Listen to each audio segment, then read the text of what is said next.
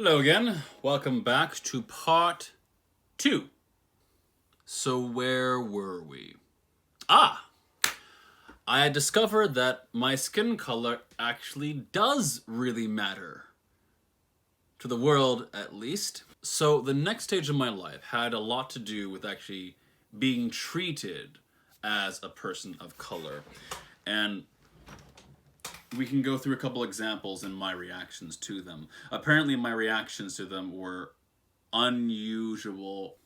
The easiest one to look at to find out at the around age of 13 to 14, 15 or so, I was beginning to get followed.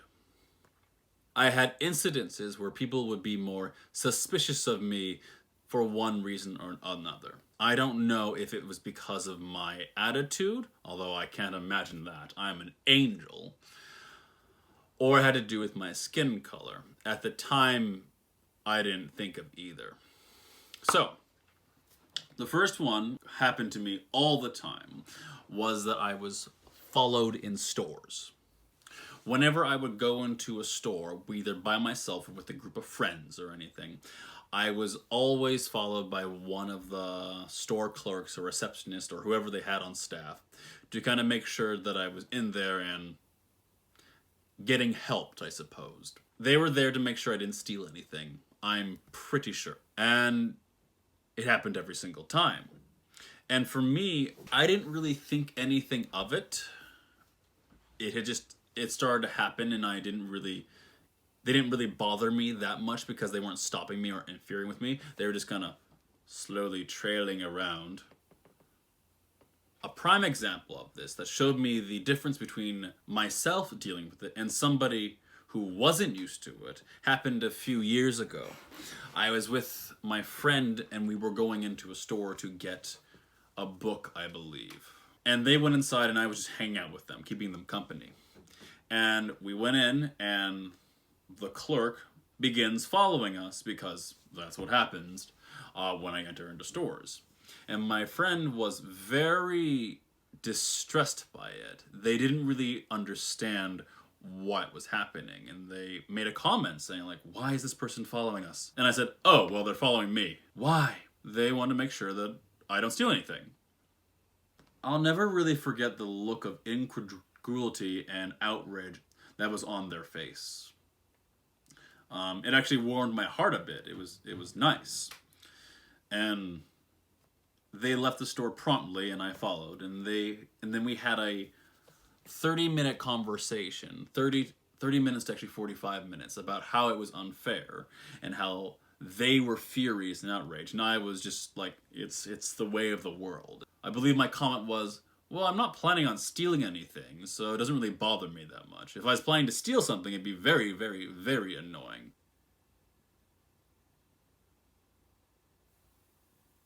The other incident that happened was that I, of course, I feel like most people of color can relate to this, is that I got stopped all the time. Like, for me, at least twice a month. And the reason I could always tell was because of who I was. Because the reasons they would give would be like matching the license plate don't really match up, and then they check again, it was fine. Or I didn't use a turning signal, which I did, but they were checked anyway. And my favorite one was driving suspiciously. But on those occasions, it was easy for me to deal with them because I remembered what my grandparents had taught me. You be polite, you be considerate and respectful and cooperative. So I have a routine every time an officer stops me on the road. Okay, you pull over, immediately you put your dome light on, okay, to let them show everything's in the car, and you roll down the window first, and you put your hands on the wheel, and you do not move from that position. You do not move from that position unless they tell you anything. And then they come over, you say good evening, you're very polite. You're not doing anything wrong, but you don't mind them being there. And then they ask for something, and then you tell them, is it okay if I reach for my glove compartment or my wallet or anything? You let them see your hands the entire time. That makes them a lot more easy and less nervous. And yeah, that's happens. But that happened about twice a month for about 6 years in a row. And it also has stopped recently. Maybe I became a better driver. Yeah. And there are other countless little examples of events like that. The best times for me to tell if it is racial or not is when somebody who is used to getting one type of treatment is treated completely differently when I was there. A good example is when my aunt took us to a hotel in Utah, and we were checking out, and she had always been able to get a spare room to check out because she's been going to that hotel for years and years and years, year after year. And we were getting a spare, and so they always accommodate her with a little place to put the luggage, and she could usually just kind of lounge in the lobby and wait for the shuttle or the bus to come back. But when we were there,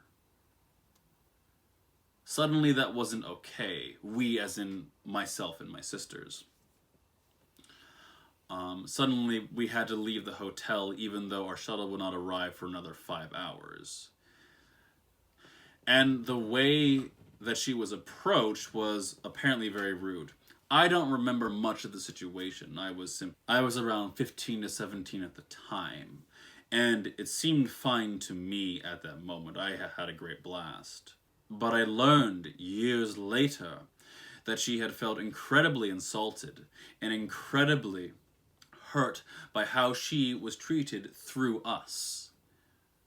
But overall, all those little things that happened, being followed, being stopped, being treated badly, I always viewed as it's just part of life.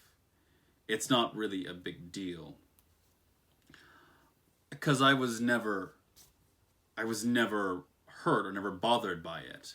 So perhaps I got lucky. Perhaps I got lucky in never getting a cop that really wanted to bash somebody's head in and needed me as the perfect excuse. Perhaps I was fortunate that I was in those stores and no one ever called the police upon me. Perhaps I was very lucky that my grandparents taught us how to behave and how to act properly so we could fit in better. But it never bothered me being treated like that. I assumed that everybody was treated like... I think everyone is treated in good ways and in bad ways depending upon who you're interacting with. For example, I have... all I could do... So if I ever felt bad about how I was treated because of my skin color, all I could do was look at a different perspective in my head, mainly what would it be like to be a woman in this situation, and realize that I had it very, very, very easy. Or another perspective and saying, what would it have been like to be extraordinarily poor? So I always felt that I had it pretty well off, and I don't know, it never seemed like something to be upset about. And I've talked to a few people, and they would be very upset about if they were treated like that. But I don't know. I don't know. I don't feel hurt by it. I don't even feel annoyed by it. I do know if I had been stopped or had been attacked or something had happened to me, I would feel very, very, very, very differently. But that's not the case. So it formed this interesting dynamic between myself and my relationship with my race. There's a slight disconnect. And I'll go into that more in part 3.